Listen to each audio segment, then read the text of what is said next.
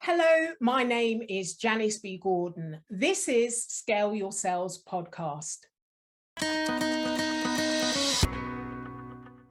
Welcome to the Scale Your Sales podcast, listed number 9 of 42 best podcasts for every sales professional in 2021.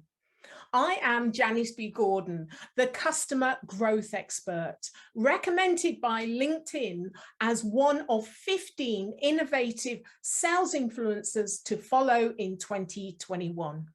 In this episode of Scale Your Sales podcast, my guest talks about being better, unique, and desirable, Bud. He's been in the sales industry for over 35 years, working in corporate America, managing a team of sales managers and 60 sales professionals, and then moving into his coaching business and really helping not only sales teams, but business owners as well to really understand sales process and get the result. So my next guest is the president and chief sales coach of EWC Consultants, where he works with business owners and sales professionals on mastering easy, simple sales strategies that help close big deals. He has recently released the book, Bud, the sales process that gets results. He believes that if you master the basics of the selling process, then you will gain wild success. Welcome to Scale Your Sales podcast, Thomas Ellis. It's great to have you on the call. Janice, it's great to be here. Thank you. And thank you so much. I know you're not feeling well, so I really appreciate you coming along and talking about your fantastic book. We will cover Bud. First of all, let me ask you about how you got into sales briefly, because I've seen you a lot on LinkedIn and you're always giving great value, but I'm always curious how people kind of like launched into sales. After I graduated college, I was looking for a job that gave me flexibility, meet new people, not stagnant, something adventurous. And sales is the profession where you meet different people, you're helping them solve different problems, and you're just learning a lot, and it's never boring. So that's why I got here 35 years later. Yeah. So you found the perfect role for you. Yes. Yeah, well, it's great. So, you know, I know that you help lots of people and talk a lot about sales. But over the 35 years, sales has changed enormously. Well, or has it?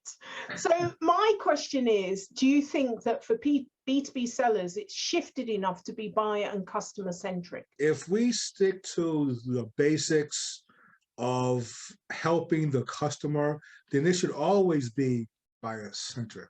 It should never be about what I need and what I want. It should always be about what does the customer want and need, and how can I help them get there? And that hasn't changed in 100 years, and that's never going to change, because if you can't sit in the customer's shoes and figure out how you can help them, you're not going to make any sales. But the sales industry has grown up on being very internally focused and talking about customers as leads and targets and closing the deals, and very much focused on quota. So it's all very internally focused. Yes, and what, you know, it may be internally focused because every sales team has a quota. The leadership is talking about quota, but I always go back to forget about the quota and focus on the activities that are going to get you the results. And those activities are calling and contacting your ideal clients and having those great conversations with them on helping them solve their problems. And if you do that, then the quota takes care of itself. Yeah, as you say, stick with the basics, and it's all about your customer. So in your view, does customer experience really focus on the customer, giving them the experience that they want, giving them the results they want? How much does that impact sales? Because that's what you're saying, just stick to that. How does it impact sales? Well, it impacts sales tremendously because from the first time you interact with that customer, you want to wow them. You know, at every step of the way, every conversation, every meeting, you want to wow them. You want them to get off that call, a meeting with you and say, oh my God, I want to do business with Janice. I just have to figure out how we can do that. So it's important that we always focus on the customer, what the customer needs, and adding value to help their business grow. So how do you wow? How do you create that wow experience for your customer? You're a seller, although you've got to forget about your quota, what is it that you actually do to create that? So, and this is very, very easy, right? So the first thing that you do is you show up earlier than the meeting, right? You're on time. The second thing is that you've done a lot of research on the customer and the individual that you're meeting with to kind of figure out what type of personality type this person may be. And you want to find out early in the conversation, how can I build rapport with this person rather quickly? And you need to be focused on the customer at every step of the way. Yeah, yeah. So let's talk a bit more about BUD, better, unique, and desirable, to the sales process that gets results. How did you come up with BUD? Because this features a lot in the book. You talk people through a sales process, but then you give them a case study and examples of how you can apply better, unique, and desirable. Yeah, so Janice, this was a long process. You know, I was doing a lot of classes years ago and teaching and people would see me out at events and they would say, "You're the BUD guy. I remember you." And everywhere I went, they just latched on to that. So after thinking about writing a book, the pandemic really helped me kind of slow down and say, it's time to write that book. So that's how I started writing it. So in all the training that you were doing, you were using BUD a long time before you actually wrote the book. Yes. Yes. And so where did that come from? Why better, unique, and desirable? So I'm all about making the sales process very easy and simple, right? I think a lot of people out there make this sales thing to be very complicated. And I work with a lot of people, a lot of small business owners who have expertise in operations and finances and other disciplines, but not in sales. And they had a fear of the word sales. And so how do I get them to, how can I help them without using that word? And so I'd say, well, let's substitute help for sales. Let's go out and find people that we can help. And they say, oh, Thomas, I can do that. Okay, now let's talk about how can you become better, unique, and desirable, right? And let's talk about what those acronyms mean. So B is just being better. You're prepared, you understand the client, you show up on time, you're better than your competition. You just are better than them. And the unique is, let's do things that people aren't doing. And it could be some of the simplest things, like most people don't use the postal service anymore. So let's send people thank you cards, handwritten thank you cards. Let's do some simple basic things. And the desirable is just simply people want to work with people that they desire to work with because they like, trust, and this person's always adding value to them and they're helpful. So that's where the whole thing came about. So every part of the sales process, I always reference back to, are you being a BUD? Right. Yeah, and that's where it's caught on. I mean, it's interesting. In sales, there are so many levels to sales. So, certainly with enterprise and B2B sales, there's often a good from 4 to 20 decision makers. But when you're talking about smaller businesses, I think they sometimes forget that of the enterprise and mid-cap companies that they may sell to have so many more decision makers. So how do you actually help companies that may have a relatively simple sales process? How do you help them transition and sell into larger businesses? So, and that's a great question. I help them by, let's identify the other people that are going to be involved in the decision. Let's understand what roles that they play. Okay, because each person, there's going to be a financial person, the legal the department, everybody has a role. Okay, and then it's the end user. Okay, and so we need to figure out who these people are, what their role is, and then we have to figure out what's important to them. And when we have conversations with them, we only focus on what's important to them. The other key thing is that somebody in an organization is going to be what we call your inside salesperson. So who is that person that's carrying your flag throughout the company, representing you and helping you get that sale? We must identify that person as well and feed them so they can feed the organization. We often forget to go back to not so much the basics, but the fundamentals. The fundamentals is that in sales, it's a people business, and people make decisions based on emotions and Yes. justify based on logic. And Yes. B2B sales is often very features and benefits led, but it's very logical in the way they do it. Well, what you're talking about, the fundamentals, is that it's a people business. Yes. And really understanding, what people's needs are, how they're going to make the decision, what part and role they play in the decision-making process, and really appeal to them. Never lose sight of the fundamentals of sales is about people to people. It's not an organization that makes the decision. No. It's several people in larger organizations, but they're still individual decisions that they make in a collective group. So it's dealing with people on a one-to-one basis. I love that. So let me ask you about diversity in sales. B2B selling industry, whether you think it's progressed, you've been in the industry for 35 years, as I say, you've seen a lot.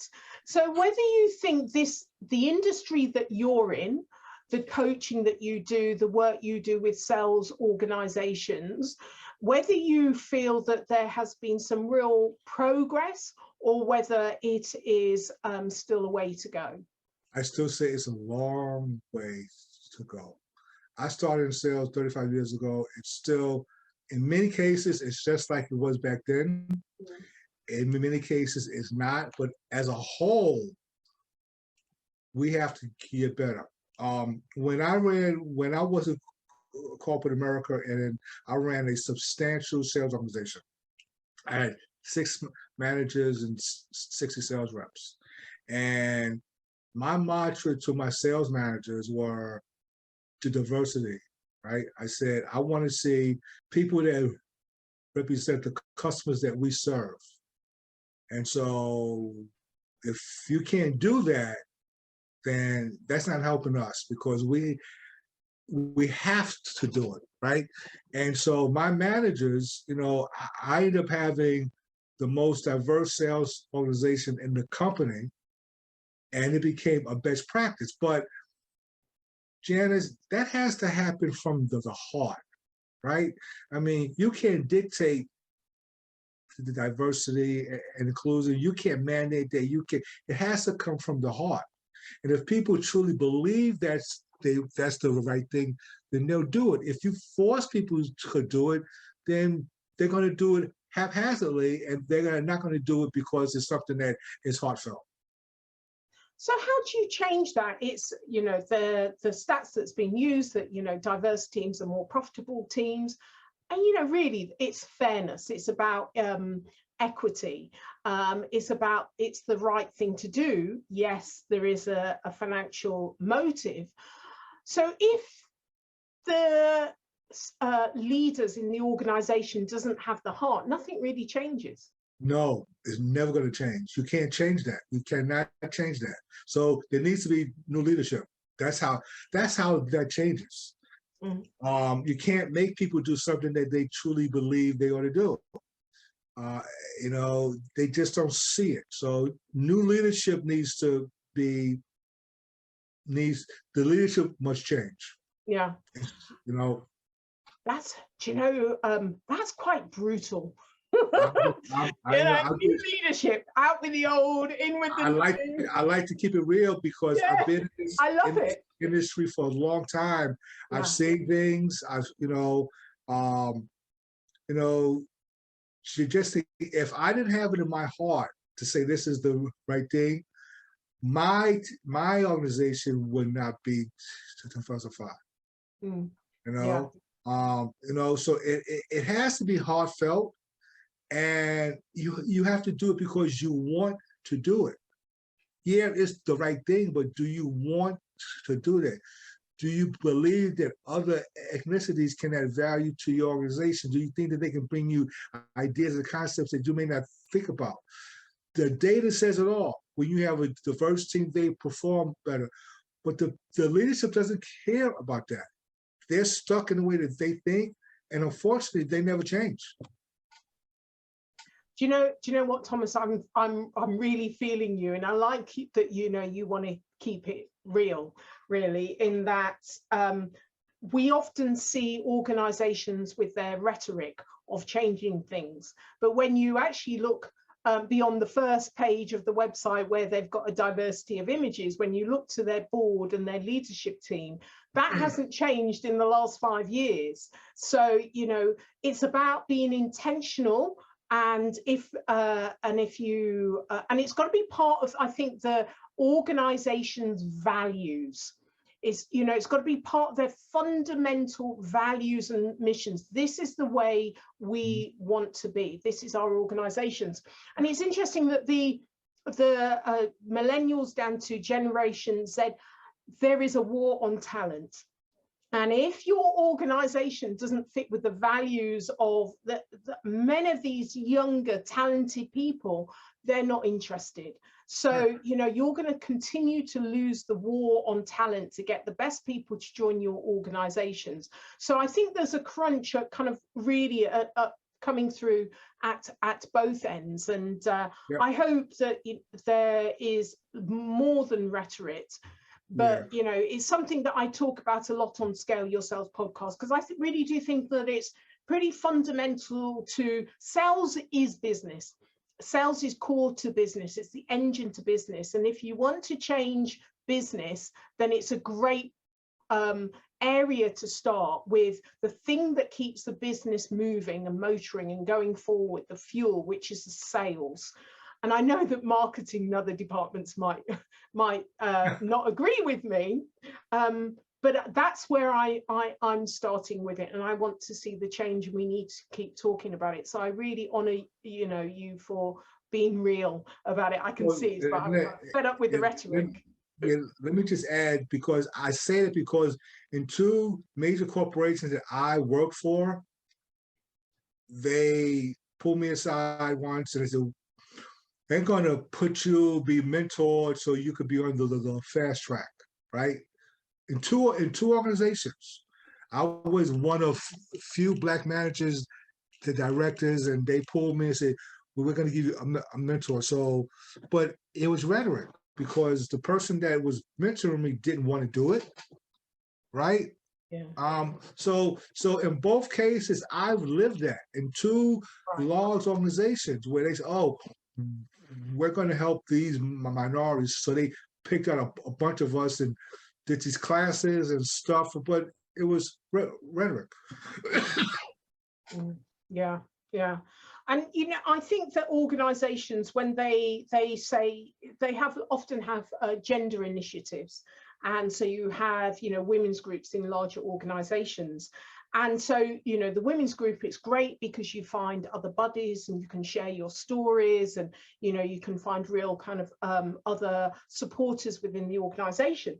But if the rest of the organization doesn't change, the people outside of that group doesn't change, then nothing really changes in the organization. So it's all very well kind of like hiving these people off into a corner and saying, well, we've tucked that box, you've got an initiative, but actually nothing changes in the organization. So I absolutely hear you. Anyway, let's talk more about what practical strategy would you use? No, let me ask you, what practical strategy would you use to enable buyers to buy or build long-term relationship? So my strategy is pretty simple. We have to really understand people. Like you said, this is a people business. It's all about people, and it's more psychology than anything else. So if you think about the psychology, the psychology of people, right? We need to make people feel good. We need to make people feel wanted. We need to help people feel that they can trust us. And we need to have people think that we can add value. And those are the key things with building any relationships, personal or professional. And the more that we do that in the sales world, the more the prospects and clients begin to share with us lots of things because they trust us. Mm-hmm. Yeah. Okay. So who is your hero or shero? Okay, so I have my hero is Jackie Robinson. For those people who don't know, he was the first African American to play baseball, Major League Baseball. And the reason why he was my hero is because as I read about him and learned about him, back in those times, Black people were prosecuted and beat up and all kind of things. And he was playing baseball in an all-white stadiums, all white teams. And they really did some horrible things to him, but he stuck with it, because he realized that he was the game changer, right? So he opened up a lot of doors for a lot of people in many areas. So that's why he's my hero. Yeah, an incredible hero. In almost all sports, there's one person like that has really taken the beaten and led the way to open up the possibility. Previously, it would have been thought that this race of people cannot do this, Right. that you can't have access to this, and it always takes one person to prove them wrong. And but they're the ones that really are the heroes. So thank you for bringing Jackie Robbins to the fore. So I would urge everyone to get your book, and it's great the way that you've written it, in that you've got case studies to explain every single part of the sales process, and also how you can be better, unique, and desirable. That's really kind of hammered in each of the stages in the way that you break it down. So it's really good for people that want to refresh in getting back to the fundamentals, and those people that are new to sales as well. It's a great book, easy to read book. So thank you very much for writing it and sending it to me. And thankfully you had time to write it and being productive during lockdown. So how can listeners get hold of you? Okay, several ways. One is through LinkedIn. I've been accused of being a LinkedIn junkie, and that's okay, because I am. Another way is through my website, www.telssalescoach.com. Another way is my email is tellis@ewcconsultants.com. Excellent. I'll put all of that in the show notes. So I'm really love talking to you, and thank you so much for being a guest on Scale Your Sales podcast, Thomas Ellis. Thank you, Janice. Thank you again. Have a wonderful day, and let's stay in touch. Yeah. Thank you for listening to this week's episode of Scale Your Sales podcast. If you like this discussion, feel free to listen to other episodes or watch the captioned show on YouTube and subscribe to future episodes. I would really appreciate it if you would leave a positive review on iTunes. Thank you.